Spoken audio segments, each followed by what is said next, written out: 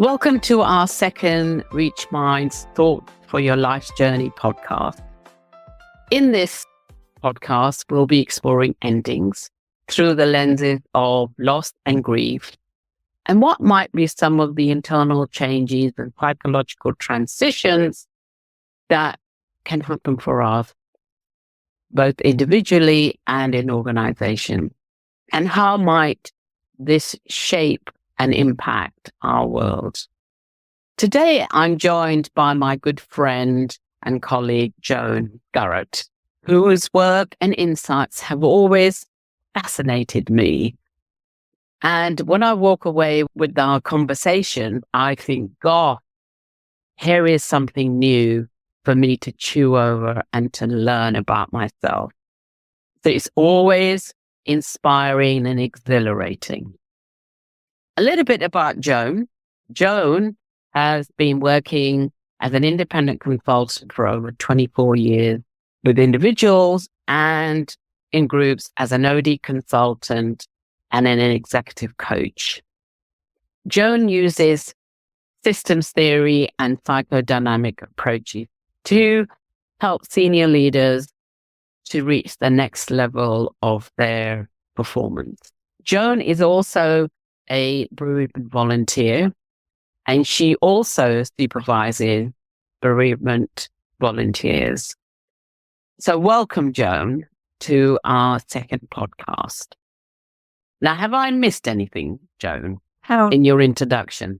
No, it's very strange listening to somebody introduce you, Nita, because I typically, when I introduce myself, I always start by the fact that I am a mum and I have 3 girls who are now in their late 20s and early 30s, very much defining myself. Been married for 36 years, 36 years, wow. just. Yeah, 36 years tomorrow, actually. Oh, wow. So, it's very, very strange. But no, thank you. Thank you. Well, thank you for adding the personal aspect of you that makes you the different dynamics of you, really. Joan, over the last few years, we've had many, many conversations on various things, and in particular around ending grief and loss. And what I'm really kind of interested in knowing is your curiosity in this area of ending. And when did you become sort of aware of it for the first time in your life? I love the question, Nita. I really love the question because it does make me reflect on, where did all this start? And I think there are 3 things that I'd like to say, actually. So my grandparents died when I was in my teens, and, people close to me, an aunt died when I was in my teens. But I didn't really think about it. I didn't really reflect on that. But I absolutely remember when I was in my early 20s, I'd left university, gone to Mars on their graduate program. I was in manufacturing, and we were, as a group of manufacturing managers, we were going through a program, which was New Age thinking by a gentleman called Lou Tyson. It was video-based, American. And there was 35 managers in the room. I was one of 2 females. And the gentleman is talking, and I remember him saying, there is only one thing in life that you have to do. And he repeated that. There's only one thing in life that you have to do. And that's die. And I can remember that sentence just like landing in my body. I think it's almost one of the first experiences of where I felt every cell in my body just go, wow. It's like that universal truth. And I really thought about that. And that stayed with me, Nita. And it wasn't a depressing thing. It was actually right. So therefore, everything else is a choice. Everything else is a choice. Now, what was very interesting is that in the conversation afterwards, there was a lot of rejection by people about, no, that's not true. I've got a family, I've got a mortgage, I've got taxes, all that sort of stuff. I just felt the truth of that statement. So that I think that awoke me to choice and death. That's the absolute end, and everything else in between, there is an element of choice. I think the second thing was the death of my parents. So I was 38. I was full-time working. I was traveling. I was still with Mars. And my children at that stage were 6, 4, and 6 months. And my father died just after Christmas. And then my mother died 10 days after that. So basically 2 days after my father's funeral. Neither of them were critically ill. They didn't have conditions that you thought, yeah, this is going to be it. So that was a shock. And I sort of mean a shock in that I sort of recognized not feeling as though it was quite real, that, parents die, but not like this. So that really took me, actually, I went to get some support from Crew's Bereavement Care, who I work alongside now in my bereavement volunteering and in my supervisory work.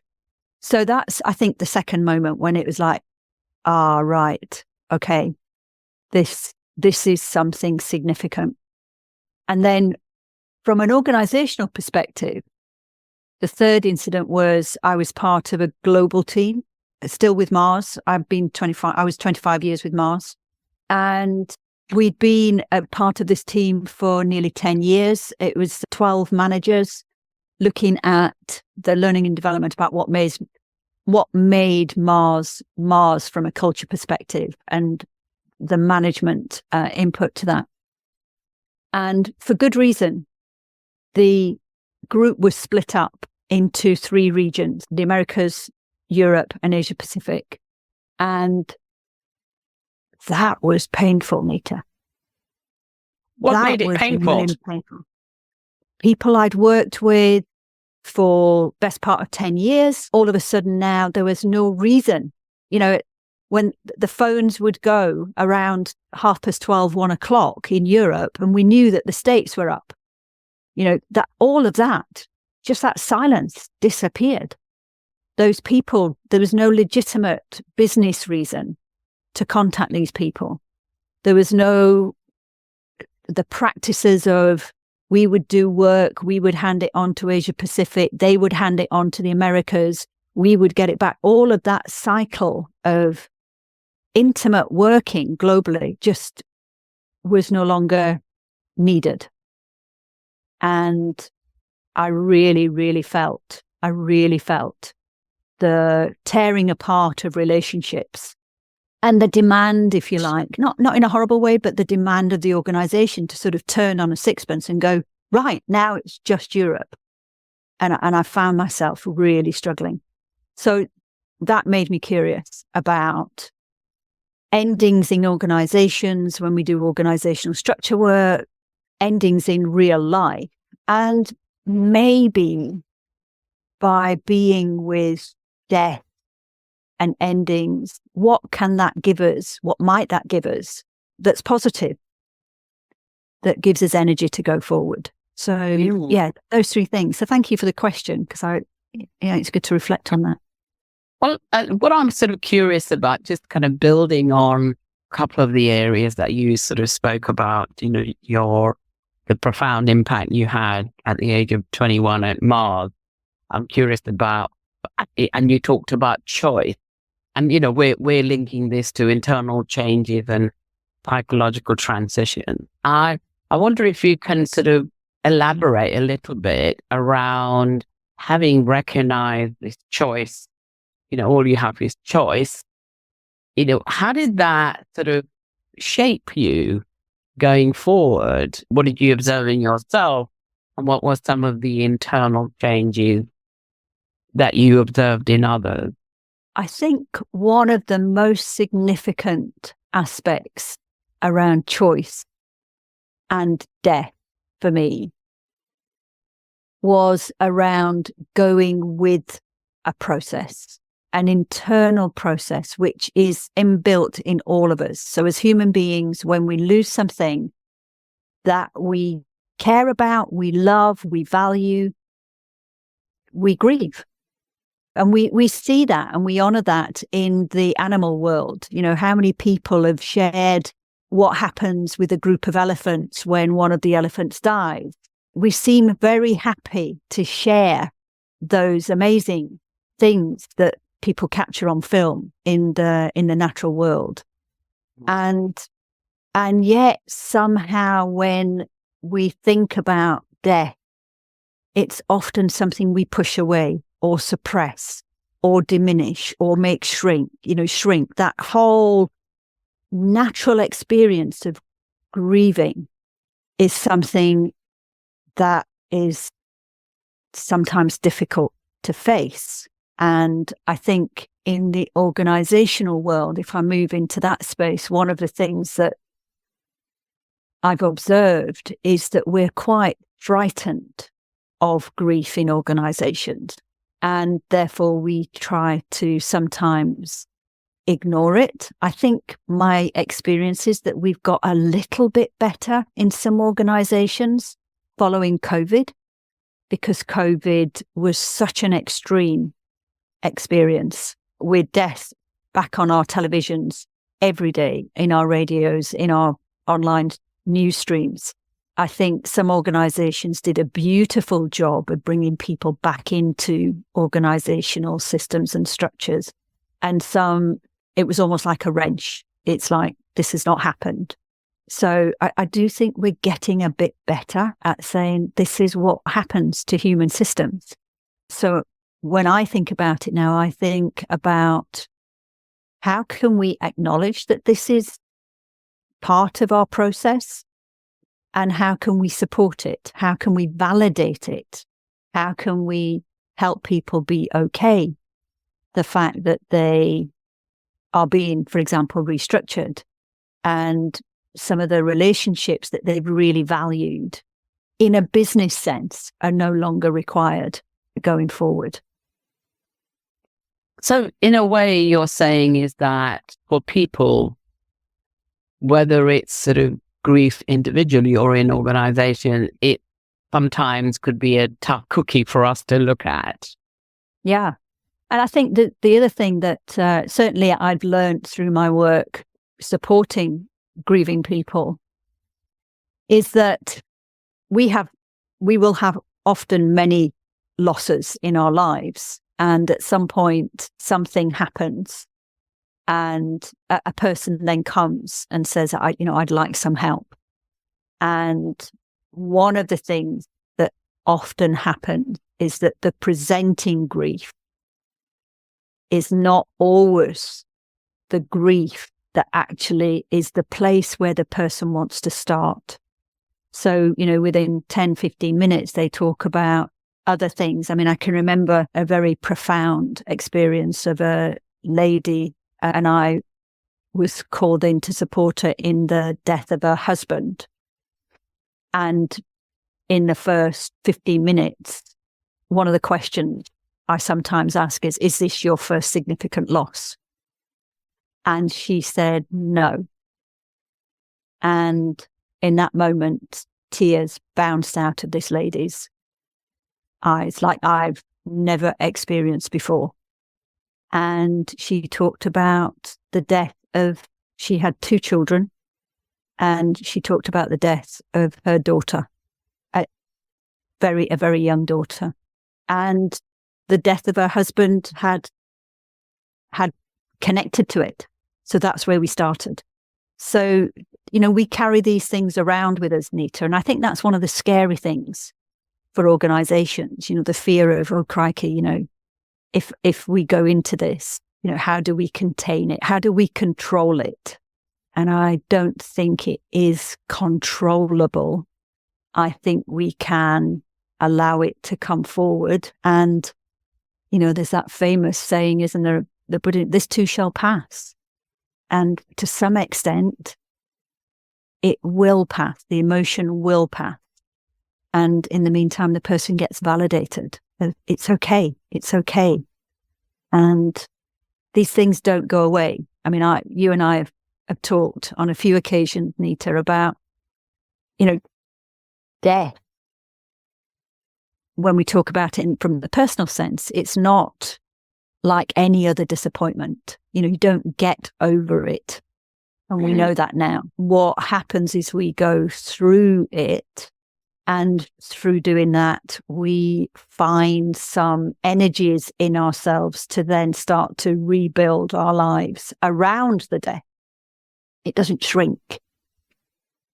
But I love that. I love that metaphor, because one of the people that I really value in this space is a gentleman called Frank Ostaseski, and he talks about, so he opened first Zen Buddhist hospice in San Francisco many years ago. And in his book, 5 Invitations, he has a beautiful sentence, which is, death is the silent teacher in plain sight.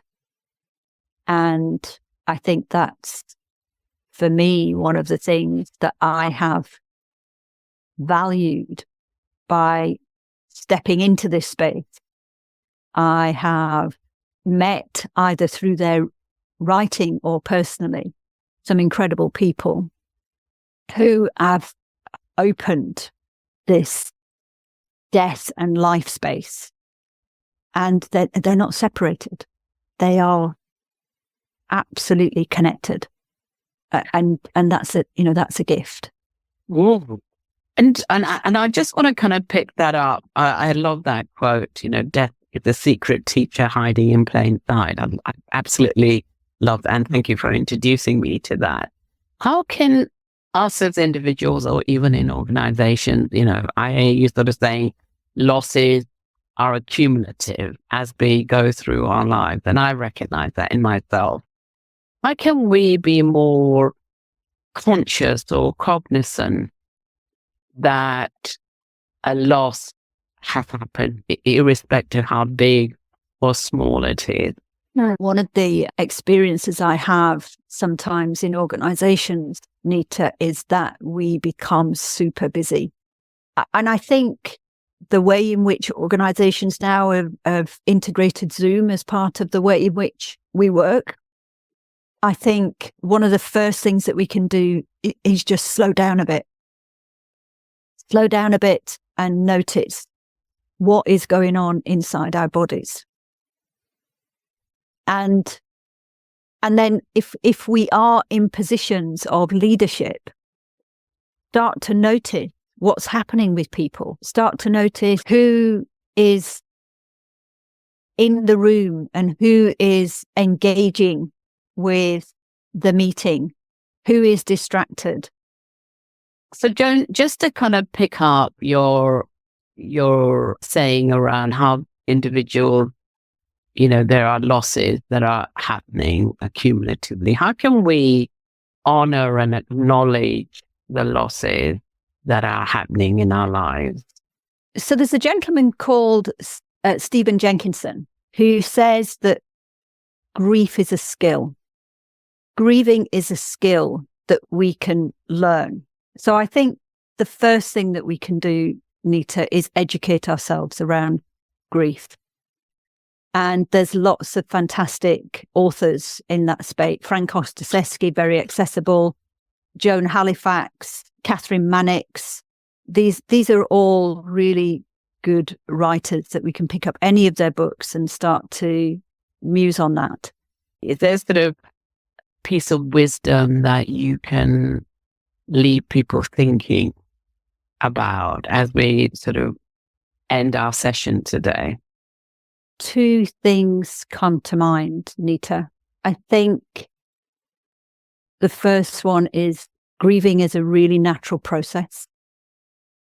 And when somebody or a group is grieving, one of the things that we can do is validate that process by listening.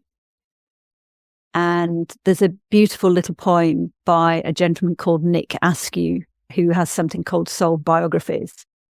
And it's just I'll just read it because it's sort of, again, one of those poems. When I heard it first time, I was like, yeah, it went into my body, into my spirit.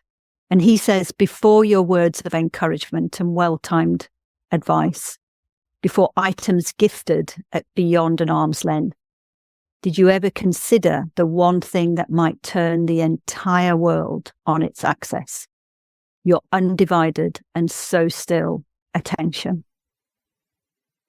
And I really love that point, because it's just a reminder of the power of just simply your presence, your full presence.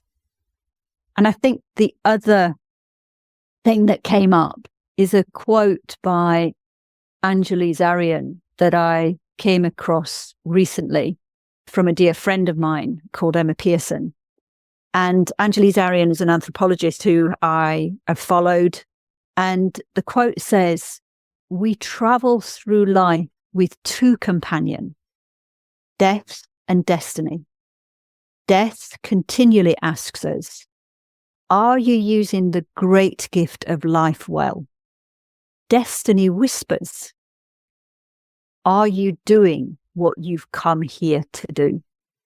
For me, this has been a really, really powerful podcast in terms of the experience around grief, loss, and endings. So thank you so much for your time and your wisdom that you've shared in this session with me. Nita, thank you. It's good to see you.